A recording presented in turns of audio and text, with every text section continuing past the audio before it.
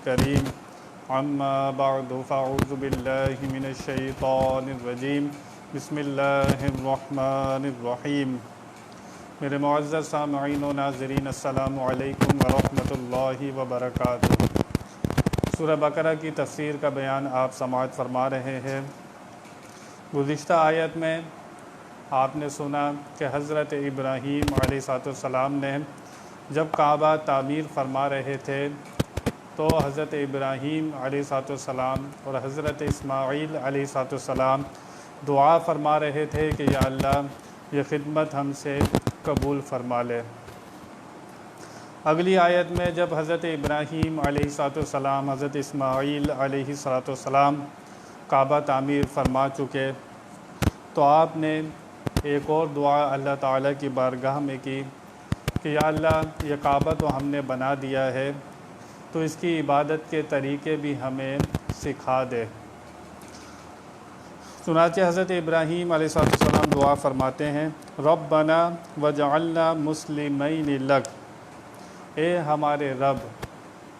یہاں سے پتہ لگا کہ اگر بندے کو کوئی دعا کرنی ہو، اگر رزق مانگنا ہو یا اپنے گناہوں کی بخشش کا طلبگار ہو تو اللہ تعالیٰ سے اسی کی صفات کا ذکر کر کے وہ دعا کرنی چاہیے۔ اگر رزق کی دعا کرنی ہے تو پکارے یا رزاق، اگر بیماری سے شفا کی دعا کرنی ہے تو پکارے یا شافی، اگر گناہوں سے بخشش چاہتا ہے تو پکارے یا غفار۔ تو اس طرح اللہ تعالیٰ کی صفاتی ناموں سے اللہ تعالیٰ کو پکارنا چاہیے۔ فرمایا ربنا، اے ہمارے رب، وجعلنا، ہمیں بنا دے، مسلمین لک، اطاعت کرنے والا، فرما بردار تیرے لیے۔ سب سے پہلی دعا کہ یا اللہ ہم ہمیشہ تیری اطاعت اور تیری فرما برداری کرتے رہیں، ہمیں اس کے اوپر استقامت عطا فرما۔ نیکیوں پر استقامت کی دعا کرنا یہ نبیوں کا طریقہ ہے۔ انسان کو چاہیے اگر وہ نیکیاں کرتا ہے، اچھے کام کرتا ہے تو اللہ تعالیٰ کی بارگاہ میں اسے دعا مانگتے رہنا چاہیے کہ یا اللہ ہمیں اس پر استقامت عطا فرما۔ کہتے ہیں کرامت استقامت سے بڑی ہوتی ہے۔ صوفیہ کرام فرماتے ہیں کہ چاہے لاکھ کرامتیں دکھا دو، اگر استقامت نہیں ہے نیکیوں کے اوپر تو استقامت جو ہے وہ کرامت کے اوپر سبقت رکھتی ہے۔ یہاں پر حضرت ابراہیم علیہ السلام اپنے لیے استقامت کی دعا فرما رہے ہیں کہ یا اللہ ہمیں اسی طرح اپنا فرما بردار رکھنا اور تیری فرما برداری کرتے رہیں اور اس سے روگردانی نہ کریں۔ جب اپنے لیے دعا فرما چکے تو فرمایا وَمِن ذُرِّيَّتِنَا أُمَّةً مُسْلِمَةً لَكَ، فرمایا میری بعض اولاد میں سے بھی، کیا فرمایا؟ ہماری بعض اولاد میں سے بھی، حضرت ابراہیم علیہ السلام، حضرت اسماعیل علیہ السلام کی بعض اولاد میں سے بھی امۃ مسلمۃ لک، ایک جماعت تیری فرما بردار رہے تیرے لیے۔ یہاں پر حضرت ابراہیم علیہ السلام نے اپنے لیے بھی دعا کی اور ایک جماعت کے لیے بھی دعا کی جو ہمیشہ تیری فرما بردار رہے۔ یہاں بعض کے لیے دعا کی، اپنی اولاد کے لیے۔ حضرت ابراہیم علیہ السلام جانتے تھے کہ میری بعض اولاد میں سے کافر بھی ہوں گے، مشرک بھی ہوں گے، لیکن فرمایا ایک جماعت وہ حق پر رہے اور وہ تیری فرما بردار رہے۔ مسلمت، یہ جو مسلمتاً کا لفظ آیا ہے یہاں سے پتہ چلتا ہے کہ کسی امت کا نام مسلمان نہیں رکھا گیا۔ یہاں سے پتہ لگتا ہے یہ دعا خاص حضرت ابراہیم علیہ السلام نے امت مصطفیٰ صلی اللہ تعالیٰ علیہ وسلم کے لیے کی تھی کہ ان میں ایک ایسی جماعت ہو جو حق پر ہمیشہ قائم رہے۔ ملت ابیکم ابراہیم هو سماکم المسلمین، اور اس کا نام مسلمان ہوگا۔ چنانچہ یہ دعا سے پتہ لگتا ہے کہ حضرت ابراہیم علیہ السلام نے ہمارے نبی پاک صلی اللہ علیہ وسلم کی ایک امت کے لیے دعا فرمائی کہ ایک امت ہمیشہ حق پر رہے گی اور وہ فرما بردار رہے گی۔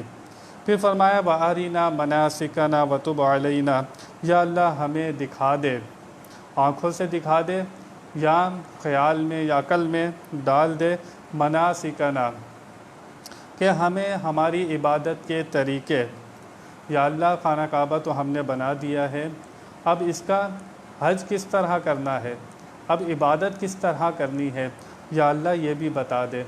عبادتیں 3 طرح کی ہوتی ہیں، ایک نفسانی ہوتی ہے، ایک شیطانی ہوتی ہے، ایک رحمانی ہوتی ہے۔ نفسانی تو مشرکین کافر کرتے ہیں اپنی عقل سے، نبیوں سے منہ موڑ کر، نبیوں کا راستہ چھوڑ کر اپنی عقل سے عبادت کرتے ہیں، وہ نفسانی کہلاتی ہے۔ اور ایک عبادت شیطان کی پیروی میں ہوتی ہے کہ بت پرستی کرنا، شیطان کے کہنے پر چلنا، شیطان جو بتاتا ہے اسی طرح اس کے پیچھے لگے رہنا، یہ شیطانی عبادت ہوتی ہے۔ ایک ہوتی ہے رحمانی عبادت، وہ خاص عبادت ہوتی ہے جو اللہ تعالیٰ خود اپنے نبیوں کو بطور وحی، الہام یا فطرتی طور پر ان کو عطا فرماتا ہے۔ چنانچہ یہاں حضرت ابراہیم علیہ السلام یہی فرما رہے ہیں کہ یا اللہ ہمیں عبادت کے طریقے سکھا دے، اور جو تو عبادت کے طریقے سکھائے گا وہی مقبول ہوں گے، جو ان اداؤں کی نقل کرے گا وہ کامیاب ہو جائے گا۔ کیونکہ حج کرنے میں عقل میں چیزیں نہیں آتی، یہ عشق والوں کا طریقہ ہے، عقل اس کو اتنی آرام سے تسلیم نہیں کرتی کہ ایک پتھر کی عمارت کے گرد چکر لگانا اور ایک خیالی تصور کر کے کنکر مارنا، خون بہانا، پاگلوں کی طرح صفا مروہ پر بھاگنا، مجنونوں کی طرح ایک عشق والوں کا کام ہے۔ یہ چیزیں بطور عقل میں سمجھ میں نہیں آتی کہ عقل سے بندہ اس کو سمجھنے کی کوشش کرے، یہ عشق سے اور محبت سے سمجھ میں آتی ہیں۔ اس لیے حضرت ابراہیم علیہ السلام نے دعا فرمائی کہ یا اللہ ان کو عبادت کے طریقے سکھا دے کہ یہ بلا دلیل و حجت اور نافرمانی نہ کریں اور یہ تیری عبادت کرتے رہیں۔ یا اللہ تو ہی ان کو عبادت کے طریقے سکھا۔ وَتُبْ عَلَيْنَا، اور اپنی رحمت سے ہم پر اپنی فضل فرما، توجہ فرما، کیونکہ کسی کو سال میں ایک مرتبہ موقع ملے گا، زندگی میں ایک مرتبہ موقع ملے گا حج کرنے میں۔ مولا کریم کوئی غلطی ہو جائے، کمی ہو جائے تو اپنے فضل سے معاف فرما دینا۔ اِنَّكَ أَنْتَ التَّوَّابُ الرَّحِيمُ، بے شک تو بہت توبہ قبول کرنے والا مہربان ہے۔ یہاں سے پتہ لگا حضرت ابراہیم علیہ السلام نے ایک جماعت کے لیے جس کے اندر مسلمہ کا لفظ آیا، دعا کی تھی کہ یا اللہ ایک جماعت حق پر رہے، ان کے اندر لوگ ان کے اندر شرک نہ کریں، وہ جماعت حق پر رہے۔ چنانچہ اسماعیل علیہ السلام کی اولاد میں ہمیشہ موحدین صالحین رہے، کوئی وقت ایسا نہ آیا کہ سارے مشرک ہو جاتے۔ چنانچہ زمانہ جاہلیت میں بھی زید ابن عمر اور قیس ابن سعید اور عبد المطلب ابن ہاشم حضور علیہ السلام کے جد امجد اور عامر ابن زر وغیرہ اسلام پر تھے کہ خدا کو ایک جانتے تھے، ثواب و عذاب، حشر و نشر کے قائل تھے، نہ مردار کھاتے تھے، نہ بت پرستی کرتے تھے۔ یہاں سے پتہ لگا کہ حضور علیہ السلام کے والدین کریمین یہ وہ جماعت تھی جس کے لیے حضرت اسماعیل علیہ السلام نے دعا مانگی، حضرت ابراہیم علیہ السلام نے دعا مانگی کہ یا اللہ ہماری ایک جماعت حق پر رہے، وہ کبھی بت پرستی نہ کرے، وہ سیدھے راستے پر رہے۔ یہ وہی جماعت تھی جس کے اندر نبی پاک صلی اللہ تعالی وسلم کے والدین کریمین، دادا پردادا اس جماعت میں شامل تھے۔ یہ ان بزرگوں کی جماعت ہے، اور مسلمہ کا لفظ پہلی مرتبہ آیا۔ چنانچہ یہاں سے پتہ لگتا ہے کہ جو حضور علیہ السلام کے والدین کو مسلمان نہ مانے، اس آیت پر انہیں غور کرنا چاہیے کہ یہ آیت مبارکہ کا سلسلہ آپ فرماتے ہیں کہ ایک جماعت حق پر رہے، تو وہ ایک جماعت اگر حضور کے والدین کریمین کو حق پر نہ مانے تو پھر جماعت میں حق میں کون ہوگا؟ یہ والدین پردادا یہ سب حضرت اسماعیل علیہ السلام کی اولاد میں ہیں۔ اگر کوئی بدبخت ان کو بھی صحیح راستے پر ہدایت پر نہیں مانتا تو پھر اس سے اپنے ایمان پر غور کرنا چاہیے۔ حضرت ابراہیم علیہ السلام نے استقامت کی دعا مانگی، یا اللہ ہمیں بھی فرما بردار رکھنا، ہماری اولاد میں بھی فرما برداری کا سلسلہ جاری رہے، ایک جماعت ہو جو حق پر ہو۔ حضرت ابراہیم علیہ السلام کا لقب خلیل اللہ، اللہ کے پیارے گہرے دوست کو کہتے ہیں۔ چنانچہ ایک مرتبہ فرشتوں نے عرض کی، یا اللہ حضرت ابراہیم علیہ السلام کو تو نے مال بھی بہت دیا ہے، جانور بھی بہت دیے ہیں، یا اللہ ان کے پاس مال و دولت بہت ہے، تو یا اللہ اس لیے تیری فرما برداری کرتے ہیں۔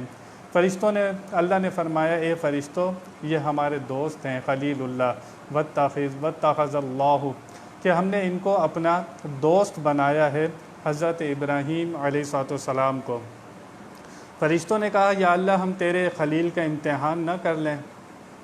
اللہ نے فرمایا جاؤ میرے خلیل کا جس طرح چاہتے ہو امتحان کر لو، تم ان کو فرما بردار ہی پاؤ گے، اطاعت کرنے والا ہی پاؤ گے۔ چنانچہ ایک فرشتہ انسانی شکل کے اندر زمین پر تشریف لایا اور اس نے آتے ہی بڑی پیاری آواز میں اللہ کے نام کی تسبیح پڑھی، سبوح قدوس ربنا ورب الملائکۃ والروح۔ حضرت ابراہیم علیہ السلام نے دیکھا کہ اس جنگل میں اللہ کا نام، اتنی پیاری آواز، فرشتہ جب تسبیح کرتا تھا اتنی پیاری آواز تھی، حضرت ابراہیم علیہ السلام کے اوپر کیفیت طاری ہوتی ہے، ایک روحانی وجدانی کیفیت اللہ کا نام سن کر آپ فوراً اس کو تلاش کرتے ہیں، دیکھتے ہیں تو ایک پہاڑی کے اوپر ایک انسانی شکل کے اندر ایک شخص بیٹھا ہے۔ آپ کہتے ہیں اس کے پاس جا کر کیا تم اللہ کا نام ایک مرتبہ اور لے سکتے ہو؟ اس نے کہا، جو فرشتہ تھا اس نے کہا یہ تو میں نے اپنی مرضی سے لیا تھا، لیکن اگر بار بار اللہ کا نام سننا چاہتے ہو تو اس کی کچھ قیمت دینی ہوگی۔ حضرت ابراہیم علیہ السلام نے فرمایا اس کی کیا قیمت ہوگی؟ فرمایا تمہارے پاس بکریاں بہت ہیں، ساری بکریاں دے دو تو میں اللہ کا نام تمہیں سناتا ہوں۔ حضرت ابراہیم علیہ السلام نے فرمایا یہ ساری بکریاں تمہاری ہوئیں، مجھے ایک مرتبہ میرے یار کا نام سنا دو۔ فرشتے نے پھر پڑھا سبوح قدوس ربنا ورب الملائکۃ والروح۔ حضرت ابراہیم علیہ السلام سیر نہیں ہو رہے، پھر فرمائے فرشتے میں ایک مرتبہ اور یہ اللہ کا نام سننا چاہتا ہوں۔ وہ فرشتہ جو انسانی شکل میں آیا تھا اس نے کہا کہ اے ابراہیم علیہ السلام آپ کے پاس گائیں بھینسیں بہت ہیں، یہ ساری مجھے دے دیں تو پھر میں اللہ کا نام آپ کو سناتا ہوں۔ حضرت ابراہیم علیہ السلام نے کہا اے شخص یہ ساری گائیں بھینسیں لے لے، مجھے اللہ کا نام سنا دے۔ اس فرشتے نے پھر وہی تسبیح پڑھی سبوح قدوس ربنا ورب الملائکۃ والروح۔ طبیعت پر نہیں ہو رہی، طبیعت کیفیت پھر چاہ رہے ہیں حضرت ابراہیم علیہ السلام ایک مرتبہ پھر اللہ کا نام سنو۔ اس شخص سے کہتے ہیں ایک مرتبہ اور سنا دے۔ اس نے کہا تمہارے پاس اونٹ بہت ہیں، یہ سارے اونٹ مجھے مل جائیں تو پھر میں ایک اور مرتبہ تمہیں تسبیح سناؤں گا۔ حضرت ابراہیم علیہ السلام نے کہا یہ سارے اونٹ لے لو، چنانچہ اس نے سارے اونٹ لے لیے، پھر وہ تسبیح سنائی۔ جب حضرت ابراہیم علیہ السلام اللہ کی راہ میں سب کچھ لٹا چکے، پھر دل کر رہا ہے کہ اپنے یار کا نام سنوں، کہنے لگے فرشتے کیا تم مجھے ایک مرتبہ اور اللہ کا نام سنا سکتے ہو؟ اس فرشتے نے کہا ابراہیم اب تمہارے پاس دینے کے لیے کچھ نہیں ہے۔ حضرت ابراہیم علیہ السلام نے کہا اے شخص یہ اتنا سارے جانور، ان کو سنبھالنا آسان نہیں ہوتا، ان کو چرانا آسان نہیں ہوتا، تم مجھے اللہ کے نام کی تسبیح سناتے رہنا، تم مجھے اپنا نوکر رکھ لو، میں تمہارے جانوروں کی دیکھ بھال کرتا رہوں گا۔ فرشتہ سن کر، فرشتے کی آنکھوں میں آنسو، باتیں سن کر کہ واقعی یہ اللہ کے خلیل ہیں، اللہ کے دوست ہیں، شخص نے کہا کہ میں فرشتہ ہوں، انسانی روپ میں آیا تھا بطور امتحان کرنے کہ تم اللہ کے واقعی پیارے دوست ہو یا نہیں ہو، لیکن تم نے ثابت کر دیا واقعی تم خلیل اللہ ہو، اللہ کے دوست ہو، تمہیں جو لقب اللہ تعالی نے دیا ہے بالکل صحیح دیا ہے۔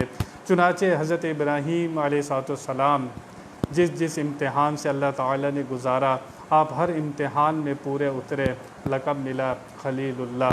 جو چاہتا ہے انسان کہ اس کی زندگی بھی اللہ کی فرما برداری میں گزرے، اطاعت میں گزرے، تو پھر مسلمان کے معنی ہوتے ہیں گردن رکھ دینے والا، اللہ کے ہر احکام کے سامنے، اللہ تعالیٰ کی ہر آزمائش کے سامنے بندہ سجدہ سجود ہو کر، تسلیم و رضا کا پیکر بن کر ہر آزمائش سے گزرتا جائے تو پھر لقب ملتا ہے خلیل اللہ۔ اللہ تعالیٰ سے دعا ہے کہ ہمیں بھی حضرت ابراہیم علیہ السلام کے نقش قدم پر چلنے کی توفیق عطا فرمائے، جن مصیبتوں پر، ہر آزمائش پر انہوں نے صبر کیا، اس کی ایک جھلک، اس کا ایک سایہ ہمیں بھی عطا فرمائے، وہ ہمیں بھی دونوں جہاں میں اپنا دوست بنائے، ہم پر اپنا کرم فرمائے، رحم فرمائے۔ بیان میں کوئی غلطی ہو اللہ کی بارگاہ میں توبہ کرتا ہوں۔ وآخر دعوانا ان الحمد للہ رب العالمین۔